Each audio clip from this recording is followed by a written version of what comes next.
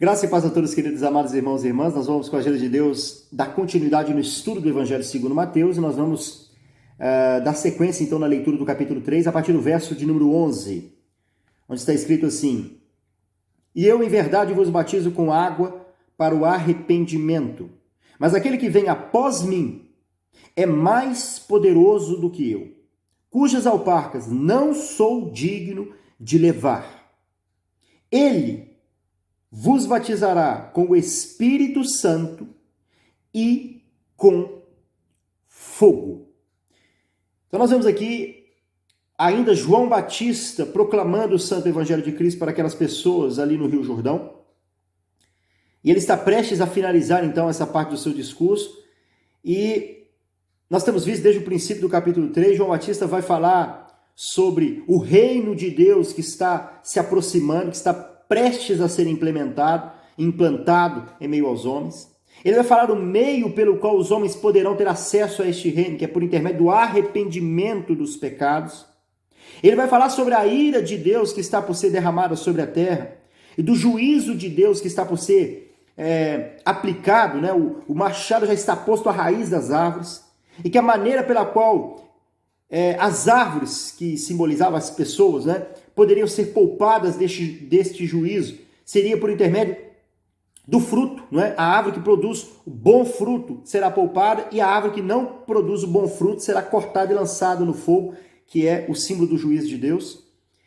E ele nos falou o significado deste bom fruto, conforme o verso 8, frutos dignos de arrependimento, ou seja, de uma vida transformada, de uma mudança de atitude diante da palavra de Deus, diante do fato de que os homens estão sob juízo, estão sob condenação, eles precisam se arrepender dos seus pecados e crer no Salvador prometido ao povo de Israel, e crer no Messias que seria enviado para salvá-los, e depositar nele a sua confiança. Mas agora, no verso 11 aqui, João Batista vai fazer o que verdadeiramente ele foi enviado para fazer. Conforme nós já temos visto no início do capítulo 3, ele veio para cumprir uma profecia, né? Ele foi designado por Deus para preparar o caminho do Senhor. E o ato de preparar o caminho da vinda do Messias dizia respeito a proclamar uma mensagem. E qual é esta mensagem? A mensagem do Santo Evangelho de Cristo. E proclamar a mensagem do Evangelho pode muitas das vezes fazer com que os olhos dos homens estejam voltados para aquele que proclama esta mensagem. Muitas das vezes os olhos das pessoas estão voltados para o pregador do Evangelho, para a pessoa que está incumbida de anunciar a mensagem do reino, anunciar a mensagem de salvação.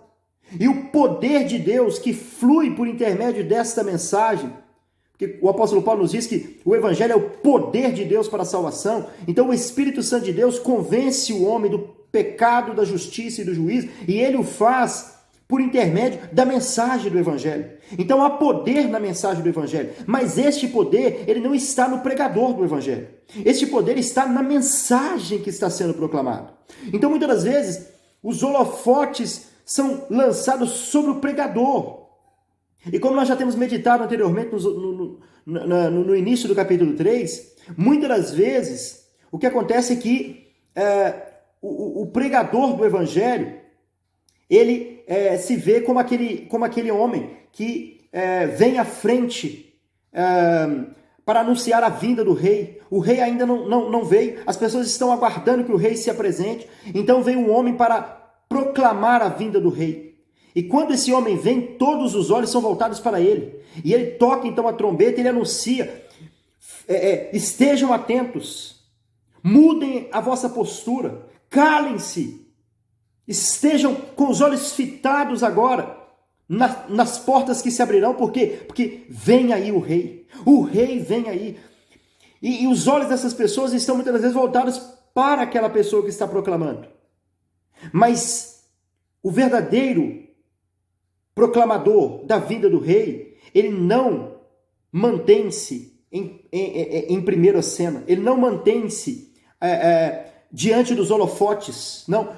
Por quê? Porque ele anuncia a vinda do rei, e embora muitas das vezes, por um momento, os olhos estão voltados para ele, ele rapidamente se retira de cena, ele rapidamente se retira do centro para que todos os olhos estejam voltados para o rei, para que quando o rei se apresentar, toda a glória seja dada a ele. Então, é exatamente o que João Batista veio fazer. Ele veio para anunciar a vinda do rei, mas quando as pessoas começam a olhar para ele, tanto é que muitas pessoas vão perguntar, mas você é o Cristo? E ele vai dizer, não, eu não sou o Cristo. Você é um profeta? Ele vai dizer, não sou o profeta. Quem você é? Que autoridade é essa que está sobre você? As pessoas começam a olhar para ele como se houvesse algo de especial na sua pessoa. E João Batista vai dizer, não olhem para mim. O poder não está sobre mim. Não há algo de especial em mim. O poder está na mensagem que eu estou anunciando, mas agora eu vou lhes mostrar quem vocês devem olhar, a quem vocês devem adorar, em quem vocês devem depositar a vossa confiança. Então ele vai apontar para Cristo. É por isso que no Evangelho de João está escrito que quando as pessoas disseram para João Batista, os seus discípulos estão seguindo Jesus, você vai deixar que eles o sigam? E o que ele vai dizer? É necessário que ele cresça e que eu diminua. E é isso que ele está fazendo aqui no verso 11. Ele vai dizer, eu em verdade vos batizo com água para o arrependimento. Mas aquele que vem após mim é mais poderoso do que eu, cujas alparcas não sou digno de levar. Olha João Batista se rebaixando aqui, diminuindo-se para que a glória de Cristo sobrepujasse, para que a glória de Cristo tomasse o seu devido lugar, crescesse, tomasse todo o espaço que ele é digno de ocupar. É Cristo que deve ser glorificado. João Batista está falando aqui sobre o fato de que muitas das vezes aqueles homens estavam olhando para ele como se nele estivesse a esperança. Pelo fato dele pregar a mensagem do evangelho com intrepidez, com poder. Mas João Batista vai dizer, vocês não devem olhar para mim. Vocês devem olhar para aquele que está por vir.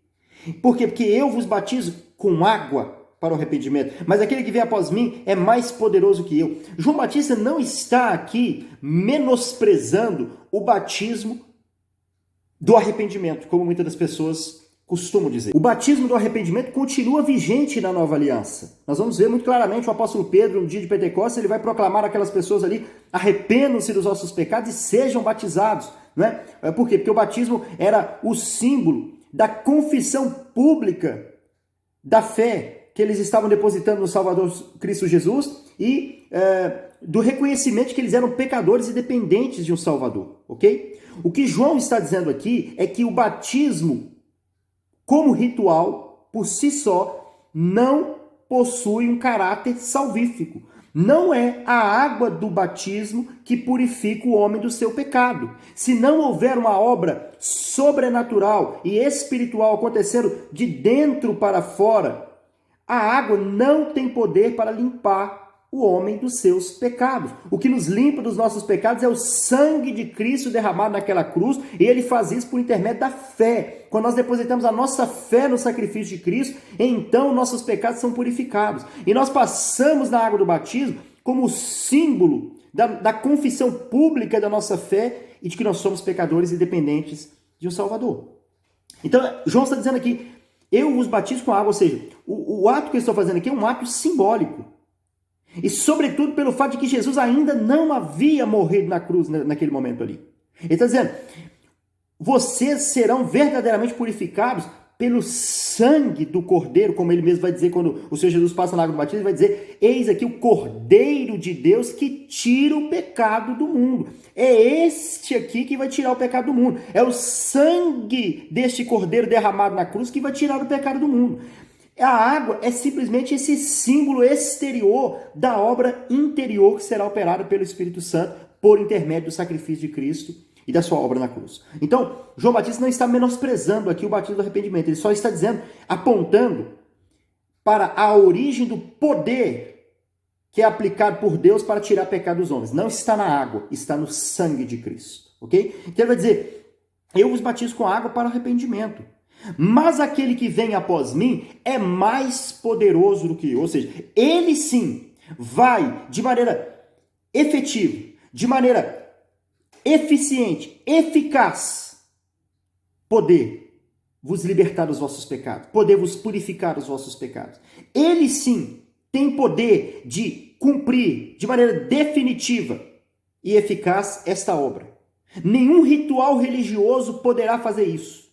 Nem se vocês passarem 50 milhões de vezes pelo batismo aqui no Jordão, nada disso vai poder vos salvar, nada disso vai poder purificar o vosso pecado. O que eu estou fazendo aqui é algo simbólico que aponta para algo maior, que é a obra de regeneração operada em nós pelo Espírito Santo, que nos capacita a crer no sacrifício de Cristo naquela cruz como suficiente para nos purificar dos nossos pecados, para nos perdoar diante de Deus, para nos justificar e nos salvar pela eternidade. Então, é isso que João Batista está dizendo aqui. Aquele que vem após mim é mais poderoso que eu. Ele vai, de maneira eficaz, cumprir a justiça de Deus, pagar o preço pelos nossos pecados e nos ofertar o perdão dos nossos pecados. Ele continua dizendo aqui, cujas alpacas não sou digno de levar. Quando nós lemos isso nos evangelhos paralelos, no evangelho de João, por exemplo, vai dizer, não sou digno de desatar as sandálias dos seus pés. De qualquer maneira, o objetivo central aqui é demonstrar a superioridade daquele que havia de vir. A superioridade de Cristo. João Batista está dizendo aqui que ele não é digno sequer de fazer algo que era algo comum naquela época, feito pelos escravos. Eram normalmente os escravos que se ocupavam desse tipo de tarefa, que era considerada uma tarefa humilhante, né? Tinha que se abaixar aos pés daquela pessoa, tinha que pegar as sandálias daquela pessoa, tinha que carregar as sandálias daquela pessoa. Era um ato praticado por escravos. O que João Batista está dizendo aqui é, eu não sou digno sequer de ser escravo de Cristo. Olha que declaração estupenda de humildade de João Batista em relação ao senhorio de Cristo, porque o que ele está demonstrando aqui é que, muito além de enxergar o Senhor Jesus como o Messias prometido a Israel, como um rei que assentaria-se no trono em Israel, ou como um homem que teria poder humanamente falando, João Batista enxergava em Cristo a sua divindade. João Batista enxergava em Cristo que ele era Deus que viria em carne, que ele era digno de submissão e de adoração ao seu nome. Por quê? Porque nem se nós fôssemos colocados como escravos dele, que seria a posição mais baixa da sociedade naquele momento, que seria a posição de maior submissão, de maior humilhação que ele poderia ocupar naquele momento, ele está dizendo, nem disso eu sou digno. Por quê? Porque não se trata somente de um homem que virá e que andará no nosso meio como ele o fez e como ele verdadeiramente era, verdadeiramente homem, mas se trata, sobretudo, do verdadeiro Deus, do Deus verdadeiro que virá como homem, se encarnará, viverá no nosso meio. Ele é o Criador do universo, ele é o Criador de todas as coisas. Eu não sou digno sequer de ser escravo dele. Por quê? Porque ele é muito maior do que toda a criação. No Evangelho de João está escrito, todas as coisas foram feitas por ele, e sem ele nada do que foi feito se fez. É Cristo o Criador de todas as coisas, e todas as coisas subsistem pelo seu poder. E no verso 14 do capítulo 1 de João está escrito, e o Verbo, a palavra, o Criador de todas as coisas, se fez carne e habitou entre nós como o unigênito Filho de Deus. Então João enxergava no Messias a grandeza de Deus, a grandeza do Criador. É por isso que ele vai dizer, eu não sou digno sequer de ser escravo dele.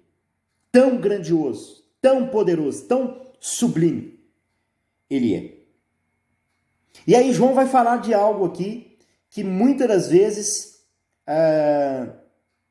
é mal interpretado, sobretudo por causa do movimento neopentecostal, que vai interpretar esse versículo de maneira completamente descontextualizada, contrária ao ensino das Escrituras.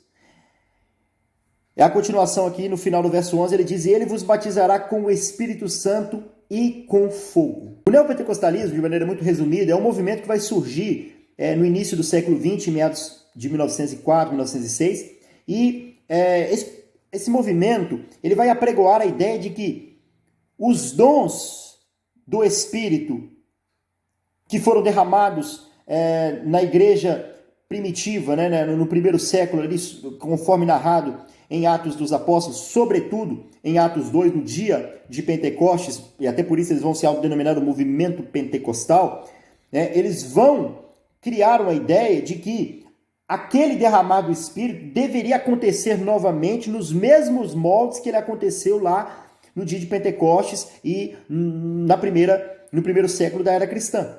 Né? Então eles vão descontextualizar Atos dos Apóstolos para tentar aplicar isso no tempo presente. E qual que é o erro desse movimento? É porque, em primeiro lugar, eles descontextualizam as Escrituras, porque eles vão considerar que aquele evento deveria acontecer novamente, quando na verdade nós sabemos que o Pentecostes é algo que aconteceu de maneira pontual, ele aconteceu uma só vez para cumprir a profecia de Joel, que dizia que o Espírito Santo seria derramado sobre os homens, para cumprir a profecia do Senhor Jesus Cristo, que diz que enviaria o seu Espírito sobre os apóstolos, sobre aqueles que crescem. E é evidente que os dons que se manifestaram naquele momento eram dons sobrenaturais, eram dons que tinham um poder muito grande de atrair as pessoas. Por quê? Porque o objetivo naquele momento era esse. O que o apóstolo Pedro vai explicar é que o fundamento havia sido posto. E que fundamento é esse? Cristo Jesus, o santo evangelho, o sacrifício de Cristo na cruz. Esse é o fundamento. O evangelho é o centro da igreja. Então a igreja vai ser fundada ali no dia de Pentecostes, quando o Espírito Santo é derramado, e naquele momento o fundamento da igreja já estava posto. Os apóstolos são considerados como pedras vivas nesse edifício que é o corpo de Cristo, que é a igreja, mas agora é necessário que essa construção se expandisse, crescesse. E quando uma construção ela está no seu primórdio, está começando, o que acontece? É necessário que uma base muito sólida seja construída. Por quê? Porque senão ela não vai sustentar o peso daquele edifício. Né? Se você constrói um prédio muito alto, toda a atenção deve ser dada nos primórdios daquela construção. Por quê? Porque é necessário que seja feito algo sólido para que ela possa sustentar todo o edifício. Então, por isso, Deus vai permitir que dons sobrenaturais acontecessem para que aquelas pessoas fossem atraídas e ouvissem a mensagem do Evangelho, que é o que salva, né? Não são os milagres, não são os dons que salvam, mas é a mensagem do Santo Evangelho de Cristo. Por isso, a palavra vai nos dizer que nenhum outro fundamento pode ser posto a não ser aquele que já foi posto, ou seja, Cristo Jesus, o sacrifício de Cristo, o Evangelho de Cristo. Esse é o fundamento. Mas depois foi colocado então um fundamento sólido, né, sobre o alicerce que é Cristo. Foram colocadas pedras vivas, e essas pedras vivas foram marcadas com coisas sobrenaturais que seriam relatadas nas Escrituras para fundamentar a fé e a base da fé cristã, para fundamentar o cristianismo em algo sólido, em algo que verdadeiramente tinha a marca de Deus, do poder de Deus sendo manifesto entre os homens.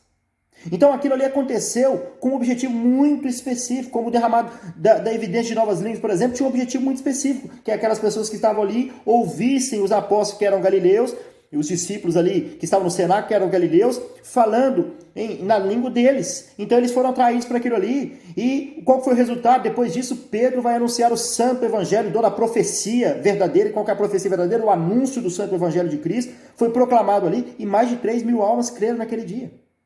E aquelas almas que creram ali, elas vão então voltar para os seus lugares de origem, para o lugar que elas moravam, levando o evangelho para se cumprir o que o Senhor Jesus havia dito, que vocês vão pregar aqui o evangelho aqui em Jerusalém, em Samaria, na Judéia e até os confins da terra. Então o evangelho vai se expandir. Esse é o objetivo. E 2.000 anos de história foram passados, 2.000 anos de igreja, muitas coisas aconteceram.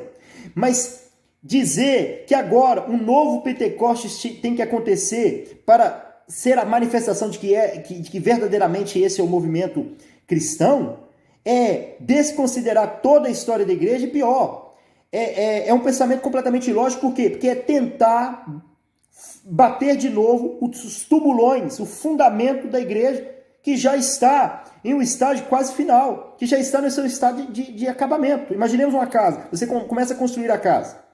Então os tubulões são furados, o fundamento é colocado. Depois que o fundamento é colocado, você começa a construir a estrutura da casa, as primeiras paredes, as colunas daquela casa vão sendo colocadas, é o que dá fundamento.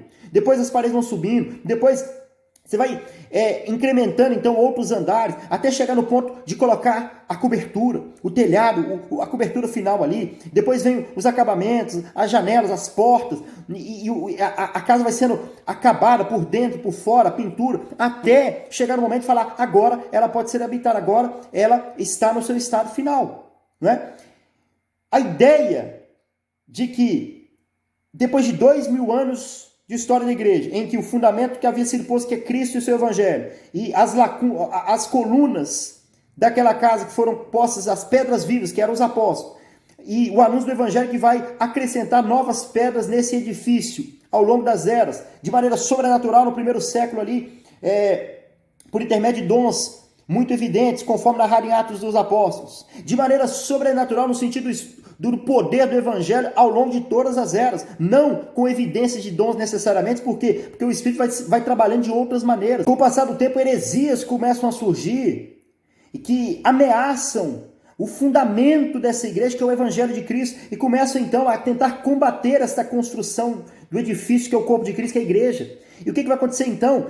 Não são mais os dons as ferramentas necessárias agora. Por quê? Porque os dons serviram ao seu objetivo. Todo dom dado pelo Espírito é como uma ferramenta que serve para um objetivo muito específico, para um trabalho muito específico e para a edificação do corpo de Cristo, conforme o apóstolo Paulo nos ensina na Epístola aos Coríntios. Mas agora outras ferramentas estão sendo necessárias. Outros dons vão ser distribuídos, não necessariamente dons evidentes, dons de evidência de novas línguas, de cura, mas outras ferramentas vão ser dispensadas. Quais ferramentas são essas? As ferramentas, por exemplo, são dadas aos pais da igreja de escreverem muitas coisas para combater as heresias e para trazer de maneira muito evidente quais eram os fundamentos centrais do evangelho de Cristo, que eles não se perdessem ao longo das eras. Então muitas coisas vão acontecer. E agora nós já estamos em um outro estado dessa construção, nós já estamos quase no acabamento dessa construção, nós estamos prestes a contemplar a volta de Cristo. E o movimento neopentecostal, o que ele vai dizer? Nós precisamos fazer de novo o fundamento da igreja. Nós precisamos de novo daqueles dons lá nos moldes do Pentecostes. Eles estão tentando construir o fundamento da igreja de novo. A igreja tem 2000 anos de história. Então, qual que é a ideia desse movimento neopentecostal? É a ideia de que os dons do Espírito, nos moldes pelos quais eles foram derramados lá em Pentecostes e ao longo do primeiro século da era cristã, conforme narrado em Atos dos Apóstolos, esses dons deveriam ser derramados novamente, no tempo presente. E que a marca de que o Espírito Santo está em um determinado local, em um determinado movimento, seria a evidência desses dons. Seria a manifestação desses dons. E, pior ainda, eles vão pregar a manifestação desses dons, né? E que eles vão chamar de batismo do Espírito Santo, né? A evidência de novas línguas. Então eles vão fazer uma desconceitualização, né? Eles vão tirar o verdadeiro conceito do que é o selo da promessa, segundo Paulo nos fala em Efésios 1, que o selo da promessa é recebido no momento que nós cremos no Senhor Jesus Cristo, tendo ouvido o evangelho da vossa salvação e nele crido, fostes selados com o Espírito Santo da promessa. Efésios 1 nos fala isso muito claramente. Mas o movimento neopentecostal vai dizer que o batismo com o Espírito Santo, o selo da promessa, seria falar em novas línguas. Eles vão dizer que essa é uma segunda bênção. Ou seja, a primeira bênção é o evangelho de Cristo, é a graça. Mas ela não é suficiente, não é necessário uma segunda bênção. Qual é essa segunda bênção? Falar em línguas, manifestação de dons, visões, coisas sobrenaturais. Então eles vão não construir sobre o fundamento que é Cristo, mas eles vão construir um outro fundamento que são os dons. Eles vão dizer, é aqui, neste fundamento, o fundamento dos dons, o fundamento de falar em línguas, o fundamento de dons evidentes, que nós devemos construir a igreja. E isso não é evangelho. E por isso que muitas pessoas que estão em muitas igrejas contemporâneas, igrejas neopentecostais, elas falam em língua, elas têm dons, mas se você pergunta para elas sobre o evangelho, elas não sabem nada sobre o evangelho. Você pergunta por que Cristo morreu na cruz, elas não sabem por que Cristo morreu. Você pergunta para elas sobre fundamentos elementares da doutrina de Cristo, elas não conhecem. Por quê? Porque elas nunca foram fundamentadas no evangelho de Cristo. Elas não são pedras vivas do edifício que é o corpo de Cristo, que é a igreja de Cristo.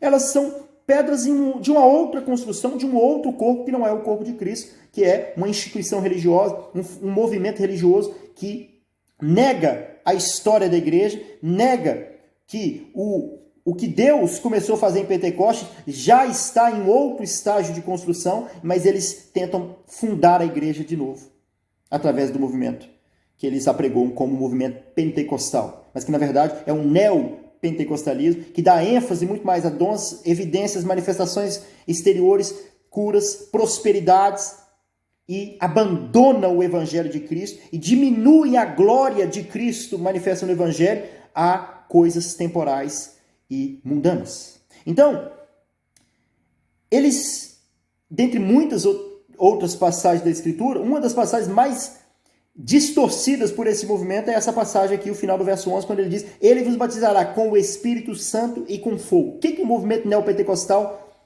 diz em relação a esse versículo? Eles dizem que o batismo com o Espírito Santo e com fogo seria a mesma coisa. Eles entendem esse versículo como se fosse uma coisa só. Batismo do Espírito, batismo do fogo é uma coisa só. Por quê? Porque para eles, toda essa manifestação está relacionada ao fogo. E evidentemente a palavra vai relacionar em muitos momentos a manifestação do Espírito com fogo, mas não no sentido de explosões emocionais, né? Como nós vemos muitos desses falsos profetas dizendo: eu estou vendo uma bola de fogo descendo na igreja, eu estou vendo fogo. Por quê? Porque eles associam a ideia lá de Pentecostes de línguas de fogo sendo derramadas sobre os apóstolos. Aquelas línguas de fogo tinham um objetivo muito específico, né? A língua é o órgão do corpo responsável por articular a palavra, né? E o fogo naquela época era algo que era utilizado para iluminar, né? As lamparinas, por exemplo, eram tochas de fogo que eram usadas para iluminar porque não tinha energia elétrica. Então, a língua de fogo ali nada mais era do que a palavra de Deus que ilumina, que traz luz aos homens por intermédio do evangelho, que abre os olhos dos homens por intermédio do evangelho. E isso se dá por intermédio da transmissão da palavra de Deus, da pregação do evangelho. Então tinha um objetivo muito específico. Mas eles vão trazer isso dizendo que essa língua de fogo era o fogo do Espírito descendo, e isso trazia manifestações emocionais, de falar em língua, de pular, de profetizar, de rolar no chão. Então eles vão misturar a ideia do fogo, né, com essa ideia de manifestação do Espírito. E é evidente que o fogo está associado ao Espírito, mas não nesse sentido de emocionalismo. O fogo está associado ao Espírito no sentido de iluminar, de dar luz, mas também no sentido de purificação, né? O fogo é o que purifica. O ouro e a prata é purificado pelo fogo, conforme o apóstolo Pedro nos fala, e nós também seremos purificados pelo fogo nesse sentido. O fogo traz purificação. Então é nesse sentido que o Espírito está associado a fogo. Mas nesse sentido aqui, quando ele diz que nós seremos, quando Cristo vier, ele vos batizará com o Espírito Santo e com fogo, ele não está falando da mesma coisa. Ele não está falando de um só evento. Ok? Ele está dizendo aqui: ele vos batizará com o Espírito Santo e com o fogo. Quando ele fala e com o fogo aqui, o e é uma partícula aqui de adição, né? O e é uma conjunção de adição aqui. Ele está dizendo: vai batizar com o Espírito Santo e com fogo. São duas coisas diferentes. O que é batizar com o Espírito Santo? Né? O próprio Senhor Jesus havia falado. Né? Quem não nascer da água e do Espírito não herdará o reino dos céus. A água simbolizava a palavra de Deus, ser lavado pela palavra de Deus, né? O anúncio do Evangelho. E o Espírito, nascer do Espírito, é a obra de regeneração que é operada em nós pelo Espírito Santo. O Espírito Santo que vai fazer com que essa nova vida, que é Cristo habitando em nós, possa ser gerada em nós pelo poder do Evangelho. Né? Então esse é o batismo com o Espírito Santo, é a obra de regeneração operada em nós pelo Espírito por intermédio do Evangelho. E o que é o batismo com fogo? O batismo com fogo, nós precisamos entender essa passagem dentro do seu contexto. No verso 10 ele já havia falado aqui um pouco sobre isso. Ele vai dizer: também agora está posto o machado à raiz das árvores. Toda árvore, pois, que não produz bom fruto, é cortada e lançada no fogo. Ele já tinha falado sobre esse fogo no verso 7, né? Raça de víboras, quem vos ensinou a fugir da ira futura. Então há uma ira a ser derramada, e essa ira, ele fala no verso 10, é o fogo sobre o qual essas árvores que serão cortadas serão lançadas. Né? E o que é esse fogo? O verso 12, na sequência do verso 11, é que vai dar a resposta. E que vai deixar muito claro para nós que o batismo do Espírito Santo não é a mesma coisa do batismo do fogo. O movimento neopentecostal diz, você precisa ser batizado com o fogo do Espírito. Você precisa pedir que o fogo do Espírito seja derramado sobre a igreja. O fogo que está sendo falado nesse texto não tem absolutamente nada a ver com o batismo com o Espírito Santo. O batismo do Espírito Santo é quando o evangelho de Jesus Cristo é pregado e que o Espírito Santo produz naquele coração a obra de regeneração, capacitando aquele coração para estar preparado para receber a semente do Evangelho. Aquela pessoa, então, ao ouvir a palavra, porque a fé vem pelo ouvir e ouvir da palavra de Deus. Aquela pessoa, então, pelo poder do Espírito Santo, vai aceitar o Evangelho, vai receber o Evangelho e vai crer no Evangelho e ser salva pelo Evangelho. Então, essa nova vida vai ser produzida dentro dela pelo Espírito Santo. Esse é o batismo com o Espírito, é a obra de regeneração. Agora, o que é o batismo com fogo? Verso 12. Em sua mão, ele está falando daquele que batizará com o Espírito Santo e com fogo, Cristo, não é? Em sua mão, ele tem a pá, e limpará a sua eira, e recolherá no celeiro o seu trigo, e queimará a palha com fogo, que nunca se apagará. João vai deixar mais claro o que ele disse no verso 11. Ele diz, vai batizar vocês com o Espírito Santo e com fogo. O que isso significa? Aí ele vai usar aqui uma metáfora. É como uma pessoa que está ali separando o trigo, então tem a colheita do trigo, o trigo é colhido, e é feita a separação do trigo e da palha. É feita a separação da semente do trigo, não é? E daquela parte que não tem valor, da palha, do que vai ser separado, do que não é consumido pelo homem.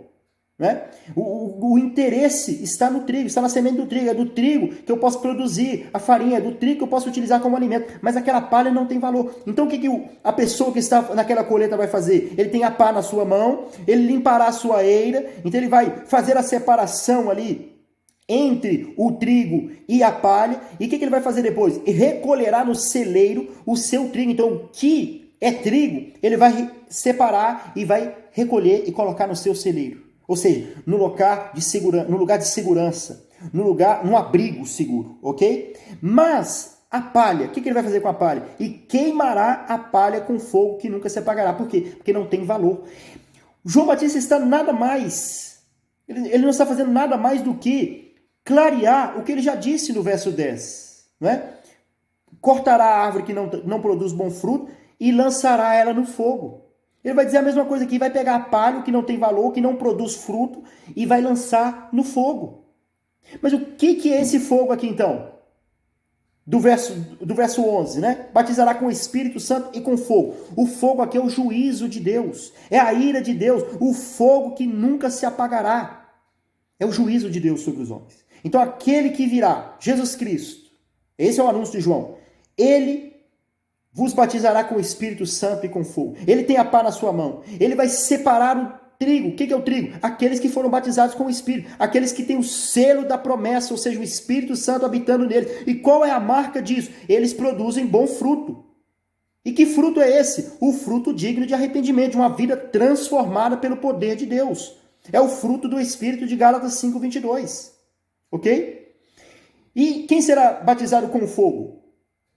Aqueles que não tem o Espírito Santo neles, que não produz o bom fruto. É a árvore infrutífera. O fruto que está sendo produzido neles não é o fruto do Espírito. Então, ele não é aceito por Deus. Então, ele é lançado no fogo que nunca se apagará. Então, esse versículo foi totalmente distorcido pelo movimento neopentecostal e fazendo com que muitas pessoas hoje, em muitas igrejas, clamem a Deus para que derrame fogo sobre a igreja. Deus, derrame o fogo do teu Espírito sobre a igreja, batiza a tua igreja com o fogo do Espírito. O fogo do Espírito aqui, que ele está dizendo. Esse fogo aqui é o fogo do juízo de Deus. Então, o Espírito Santo veio para convencer o mundo do pecado, da justiça e do juízo. Ele veio para nos regenerar, ele veio para nos salvar, e ele faz isso por intermédio da mensagem do Santo Evangelho. Mas o mesmo Evangelho que salva é o Evangelho que condena. Por quê? Porque aquele que crê será salvo, mas aquele que não crê já está condenado. Então esse fogo aqui não é o fogo que purifica, mas é o fogo que vai condenar o homem pela eternidade. É isso que essa passagem nos ensina, e aqui nós finalizamos então a primeira parte do capítulo 3, que é dedicado, esses 12 primeiros versos aqui, dedicado ao ministério de João o Batista. Ele veio para anunciar o santo evangelho, preparar o caminho do Senhor, e ele vai nos trazer muitas verdades que são extremamente importantes nós compreendermos para que nós possamos compreender a mensagem do santo evangelho de Cristo. Vamos orar para agradecer a Deus por esse estudo. Senhor, nós louvamos o teu santo nome, pela oportunidade que tu tem nos dado, Senhor, de estarmos diante da tua santa palavra, do teu santo evangelho, e te louvamos, ó Deus, porque nós cremos que o teu Espírito tem operado em nós esse novo nascimento, o Senhor Jesus tem operado em nós esse batismo no Espírito Santo, que não diz respeito a evidências exteriores, a manifestações, a emocionalismos, mas diz respeito a esta nova vida que agora dentro de nós está pulsando pelo poder do teu Espírito, nos transformando de dentro para fora, produzindo em nós o fruto do Espírito para a tua glória. E tu tem nos livrado do batismo do fogo, que será derramado sobre essa terra, que é a ira do Senhor sendo derramada sobre os pecadores e sobre aqueles que não aceitaram o teu evangelho. Agora, Pai, nós pedimos a ti, aqueles que ainda não creram no teu santo evangelho, aqueles que ainda não nasceram de novo, aqueles que ainda não foram batizados verdadeiramente com o teu Espírito, embora estejam muitas das vezes dentro de igrejas, embora manifestem dons muitas das vezes que eles creem ser dons do Espírito, mas que nunca nasceram de novo, não tem dentro delas sendo moldado o caráter de Cristo e não estão produzindo o fruto do Espírito para a tua glória. Senhor, pelo poder do teu evangelho, opere nessas pessoas o novo nascimento para a tua glória, Senhor, e nos livre do fogo da tua ira. É que nós te pedimos em nome de Jesus. Amém. Deus abençoe, queridos. Até o próximo estudo, se assim Deus o permitir. Deus abençoe a todos.